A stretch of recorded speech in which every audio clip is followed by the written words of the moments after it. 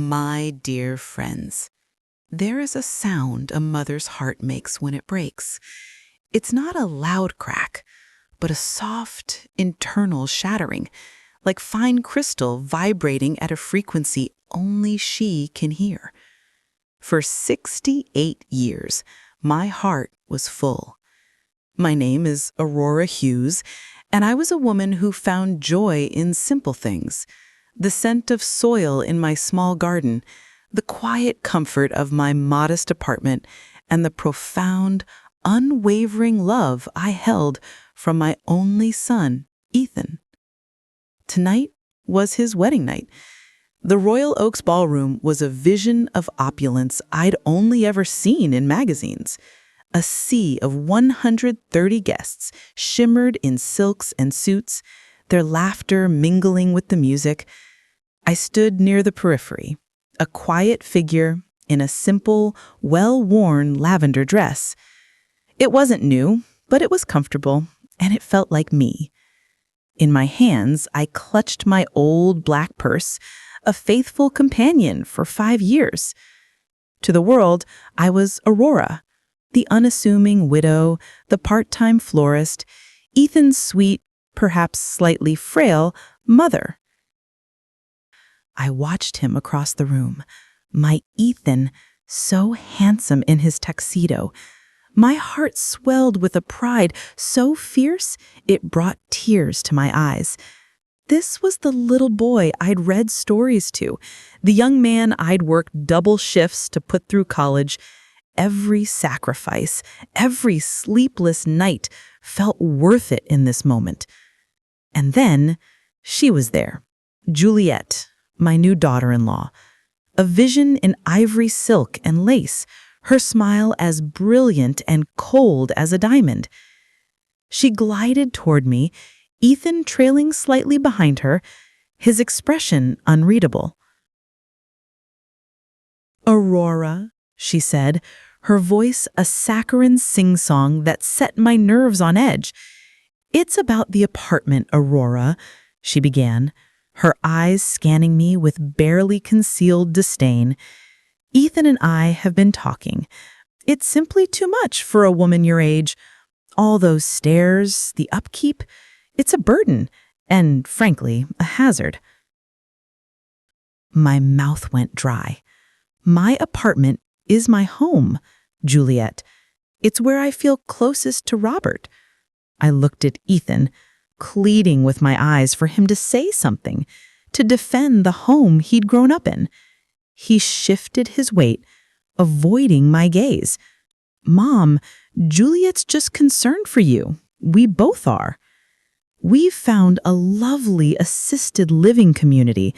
It's perfect for someone in your position. All you have to do is sign over the deed and we'll handle everything else. It's what's best." The audacity took my breath away. Sign over my home? Juliet, that is not going to happen. Her smile vanished.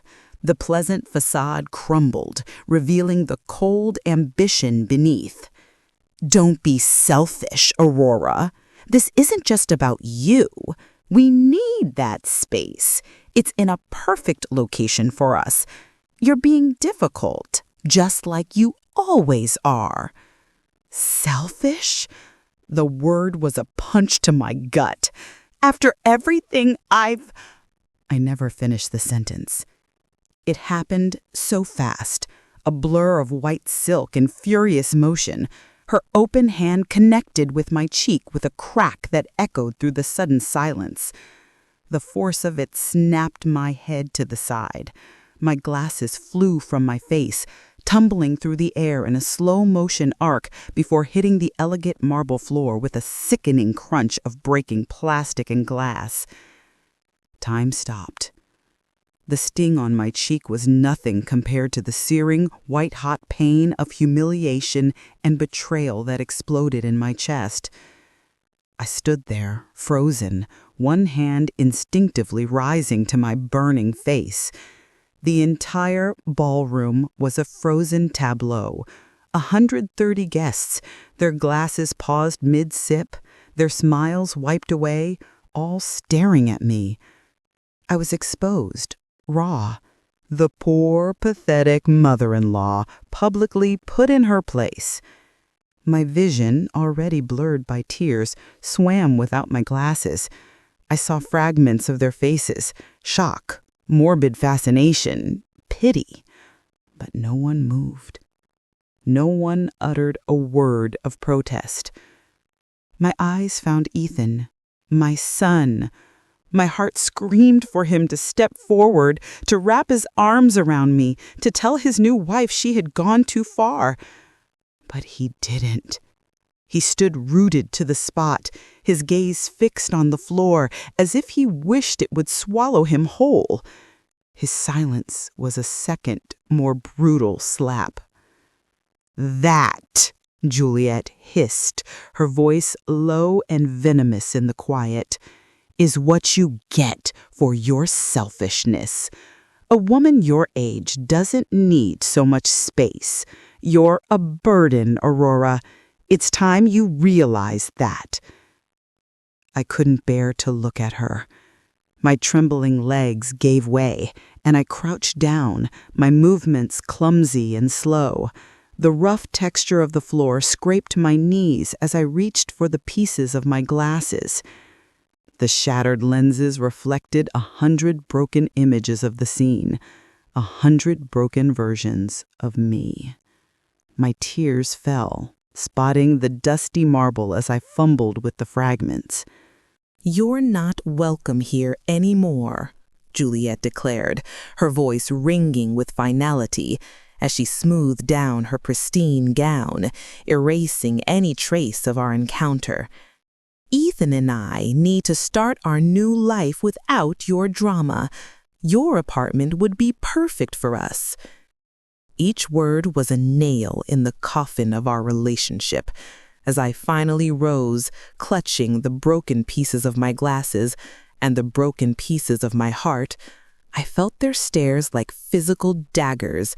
The pity, the judgment, the sheer indifference. But then a strange calm began to settle over the chaos inside me. The heat of my shame cooled into a solid, unyielding core of ice. This was not just a moment of humiliation. It was a line drawn in the sand. It was the final, unforgivable transgression. I turned without another word and walked toward the grand exit. My steps, which had been trembling moments before, were now steady and deliberate. The whispers began again behind me, a toxic cloud of gossip, but I didn't hear the words. I only heard the beating of my own heart, no longer broken, but beating with a new, fierce rhythm. I pushed through the heavy doors and stepped into the cool, quiet night. The air was clean, free of the stifling perfume and pretense of the ballroom.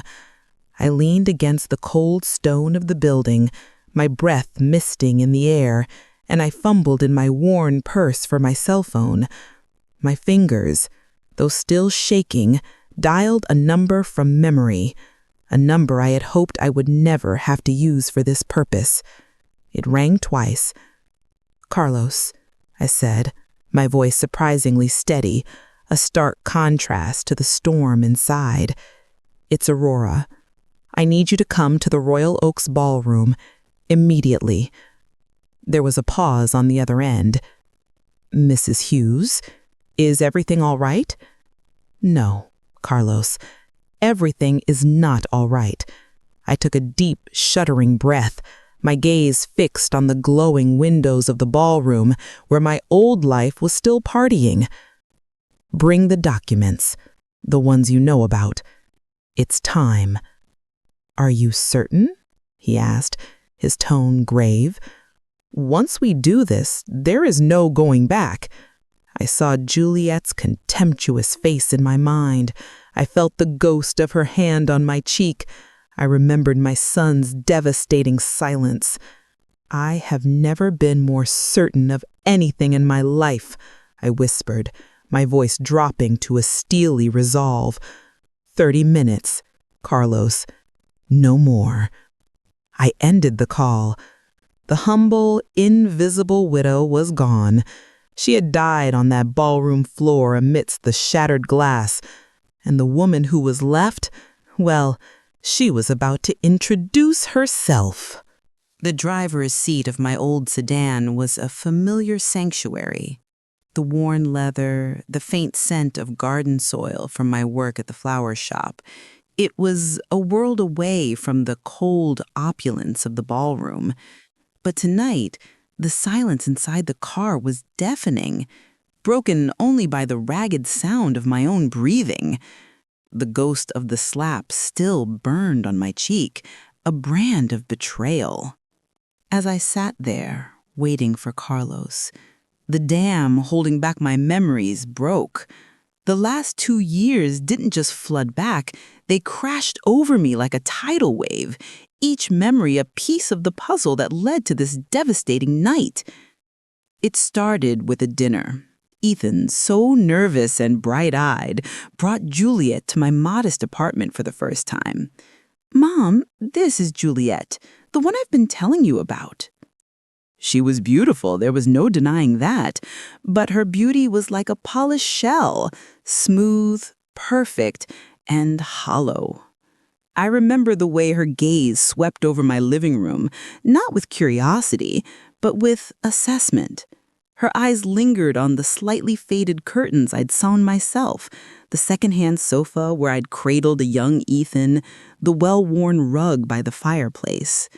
"It's how charming," she'd said, her voice a carefully modulated melody that didn't quite hide the note of disdain. The word hung in the air, a synonym for shabby. Ethan, beaming, heard only praise, but I heard the truth. I saw the way her perfectly manicured finger traced a line in the dust on a bookshelf, a silent verdict on my life. That was the first thread in the web. The manipulations that followed were subtle, masterful in their cruelty. They were never outright attacks, always disguised as concern. "Aurora, you really shouldn't be driving that old car," she'd say, shaking her head with a sigh during a visit. "It's not safe. What if it breaks down and you're all alone?" She made my independence feel like a liability. Then it was my job. "I just don't understand why a woman your age is still on her feet all day at that little flower shop. You've earned the right to rest." She framed my passion, my connection to life and beauty, as a sign of poverty and struggle. And my clothes. "Oh, Aurora, that style is so classic." She touched the fabric of my simple dress, her smile pitying. "We should go shopping, get you something more modern." Each comment was a tiny, precise incision, designed to chip away at my self-esteem, to make me feel obsolete. But the true campaign began when they got engaged. The concern escalated into a strategic offensive. The family meeting was the most brazen ambush.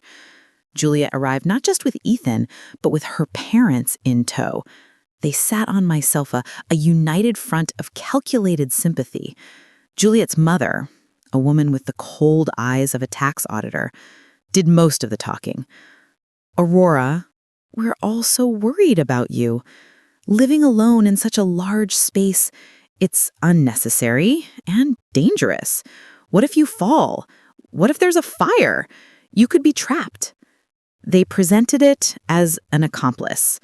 Brochures for senior living communities were spread across my coffee table like a battlefield map.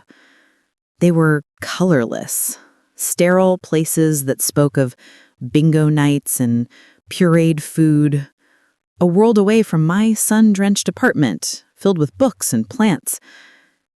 "We've run the numbers," Juliet's father interjected, his tone that of a CEO closing a deal. "The sale of this apartment would easily cover a comfortable residence for you. with a substantial amount left over. It would give Ethan and Juliet the financial security they need to start their family. I looked at my son.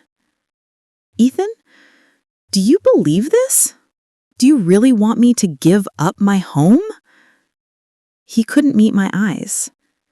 Mom, they're just trying to help. Maybe it's not the worst idea. His words were a physical blow. He was my son, my flesh and blood, and he was sitting in the home he grew up in, negotiating its surrender. That night, after they left, the silence in my apartment was suffocating. I felt the walls closing in, not because the space was too big, but because their greed had poisoned it. That's when I made the call I never wanted to make. Carlos, I'd whispered into the phone, my voice thick with tears. I need you to investigate. I need to know everything about their finances. Everything. The report Carlos delivered a week later was a cold, hard dossier of deception. It wasn't just debt. It was a canyon of it. Over $120,000 in credit card debt from financing a lifestyle they couldn't afford. Their luxury apartment was 3 months behind on rent. The cars, the clothes, the lavish dinners they posted online, all a glittering mirage built on a foundation of maxed out credit and personal loans. The wedding they were planning? A $50,000 fantasy, entirely on credit. It all made a terrible, horrifying sense. My apartment, in its prime location, wasn't just a nice bonus, it was their designated life raft. They were drowning, and they had decided my home was the only thing that could save them. But the final, soul-crushing piece of information came from the private investigator Carlos had hired. He had intercepted conversations, seen emails. Juliet, laughing with a friend at a cafe. Honestly, marrying Ethan is a strategic move. His mom's sitting on a gold mine with that apartment, and she's too naive to know it. Once we get her into a home, it's ours. And then, the most devastating truth of all.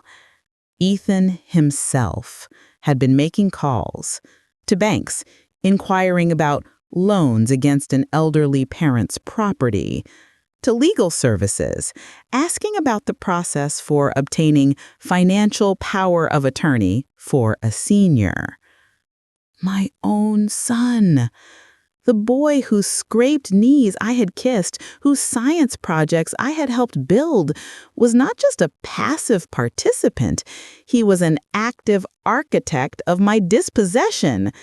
He had been researching how to legally strip me of my autonomy, to declare me a helpless old woman who couldn't manage her own affairs. Sitting in that dark car, the full weight of this knowledge settled upon me.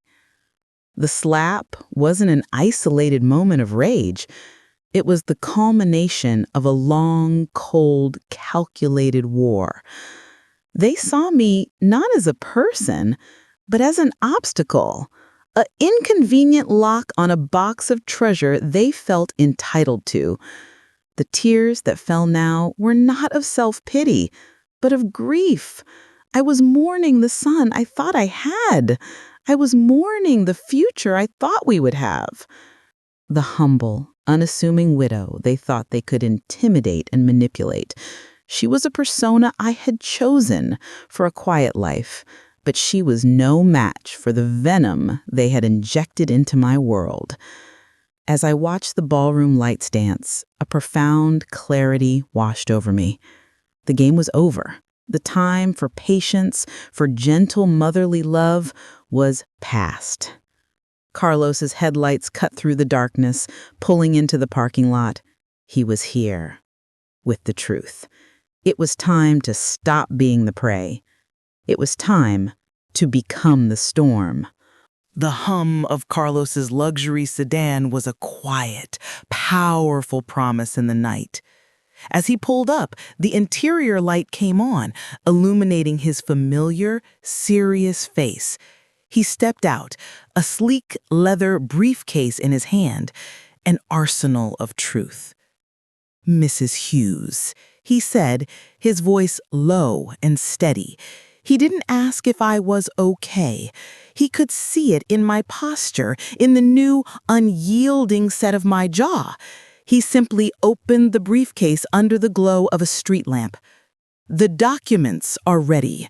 The transfer cancellations, the lease guarantee revocation, the payment withdrawal for the venue. It's all here." He held out a pen. "Once you sign, there is no undoing this. The financial ecosystem I've secretly maintained for them will collapse within hours." I took the pen. It felt heavy, weighted with the gravity of what I was about to do. I thought of the young Ethan, his small hand in mine. Then I thought of the man in the ballroom who had watched me be struck and had done nothing. I signed my name, Aurora Hughes, with a hand that did not tremble. "Then let's not keep them waiting," I said, my voice eerily calm. Together, we walked back towards the glowing fortress of the ballroom. The heavy doors felt different this time. They were not a barrier keeping me out, but a gate I was choosing to re-enter on my own terms. The scene inside was a jarring contrast to the silence I had left.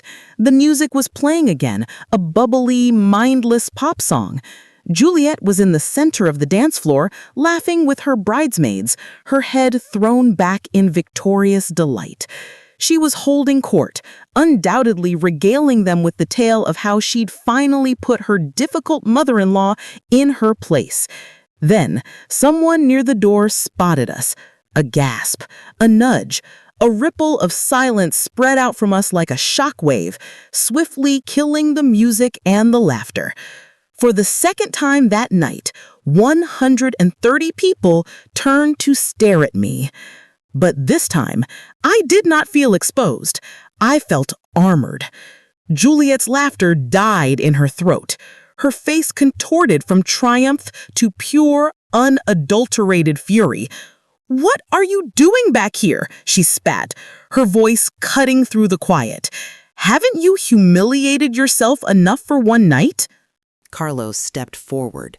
He didn't need to raise his voice. His presence commanded attention. "Ladies and gentlemen," he announced, his tone crisp and professional, echoing in the cavernous room. "My apologies for the interruption. I am Carlos Jones, legal and financial advisor to Mrs. Aurora Hughes. I have urgent matters to discuss with Mr. Ethan Hughes and Mrs. Juliet Dawson." Ethan emerged from the crowd, his face a mask of confusion and panic. "Mom, what is this? Who is this man?" Carlos opened his briefcase with a definitive click. "Mr. Hughes, effective immediately. The financial guarantee your mother provided for your lease at 1245 Park Avenue has been revoked. Your landlord will be formally notified tomorrow morning. You have 30 days to secure a new guarantor or vacate the premises." Ethan's mouth fell open. The color drained from his face. A guarantee? What guarantee? I don't understand." "Furthermore," continued Carlos as if Ethan hadn't spoken, "the monthly transfers from your mother's accounts to yours, totaling $4,500, have been permanently suspended. This includes the automatic payments for your Mercedes-Benz lease, your American Express card, and your health insurance premiums." The ballroom was so quiet you could hear the ice melting in abandoned glasses. The pieces were starting to click into place for the audience. The whispers began, but they were different now, not of pity for me, but of dawning comprehension. Juliet rushed forward, her wedding dress trailing behind her like a banner of defeat.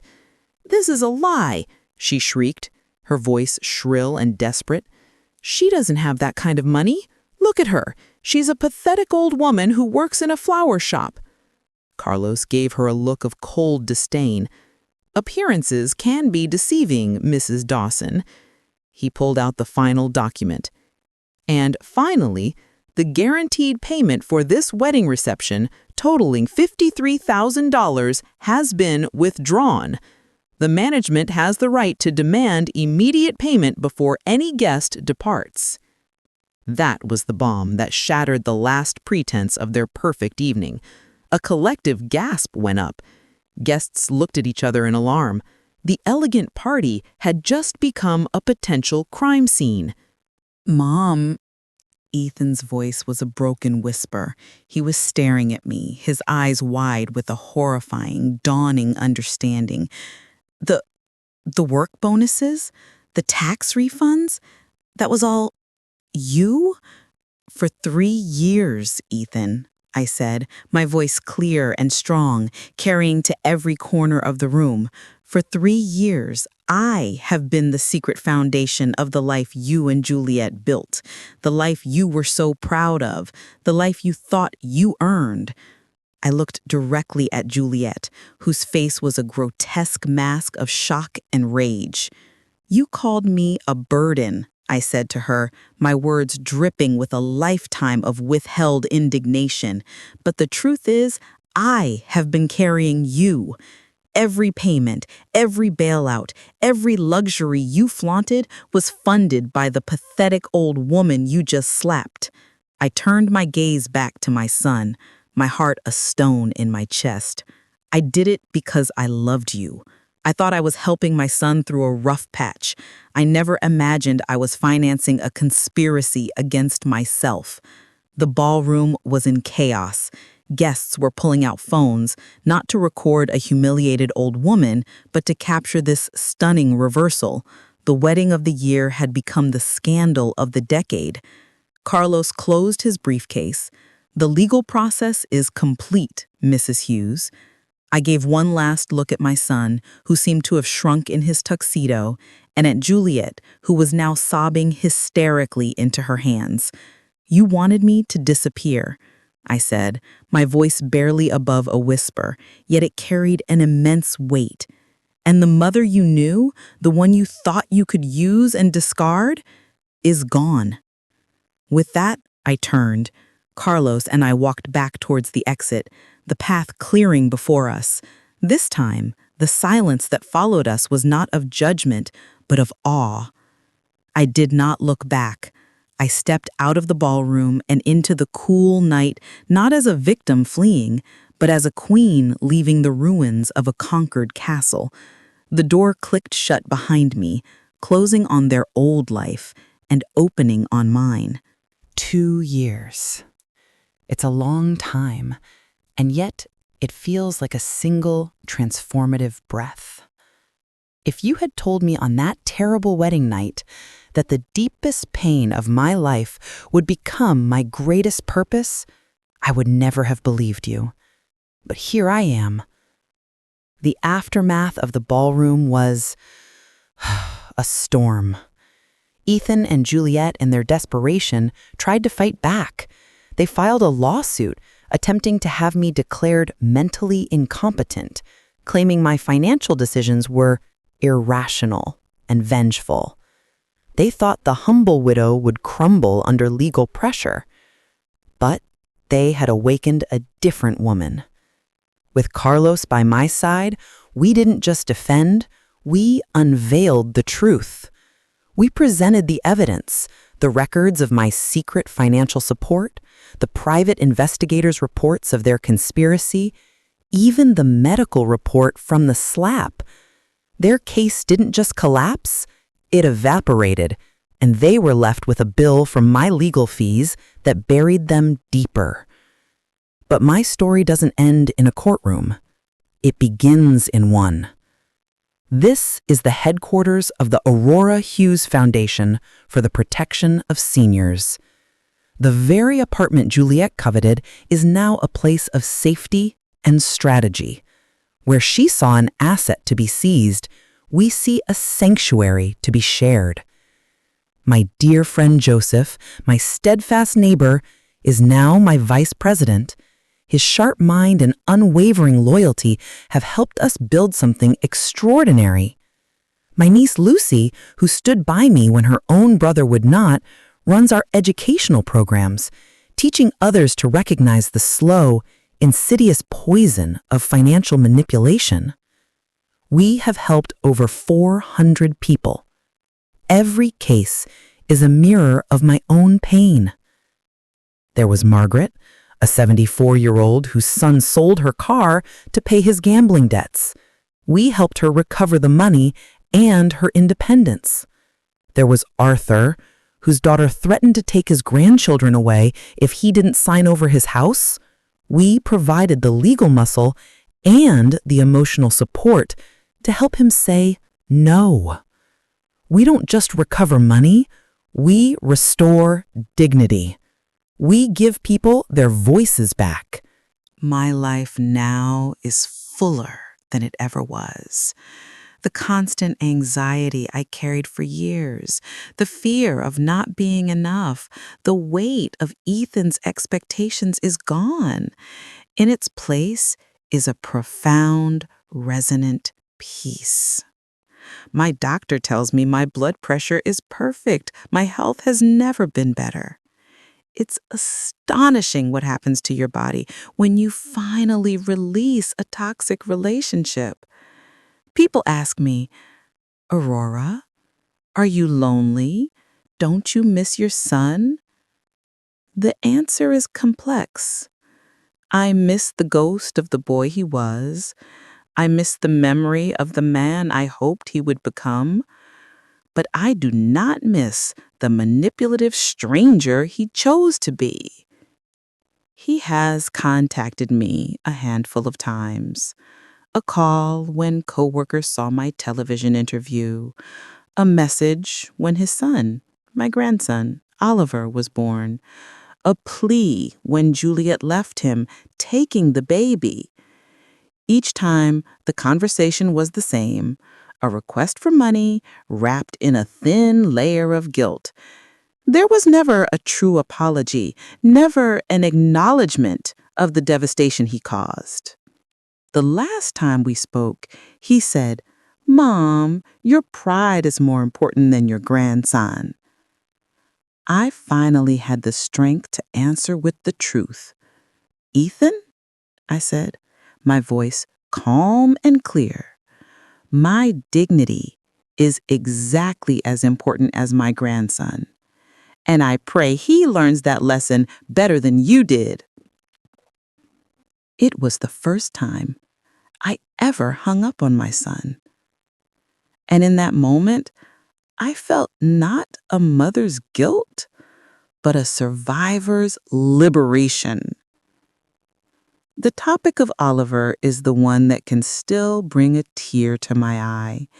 He is a toddler now, and he does not know me. I have created a trust fund for him, managed by Carlos, that will be available for his education when he turns 18. It is a seed of unconditional love planted in stony ground, waiting for the day it might find sun. So, no, my story does not have a fairy tale ending with a tearful family reunion. It has something more real, more powerful. It has authenticity. I learned that the most important relationship you will ever have is the one you have with yourself. And it is never too late to stand up for that person. The slap that was meant to break me instead forged me.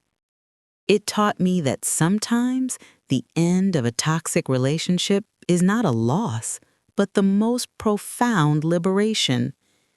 It taught me that family is not just about blood, but about the people who choose to stand with you in your truth.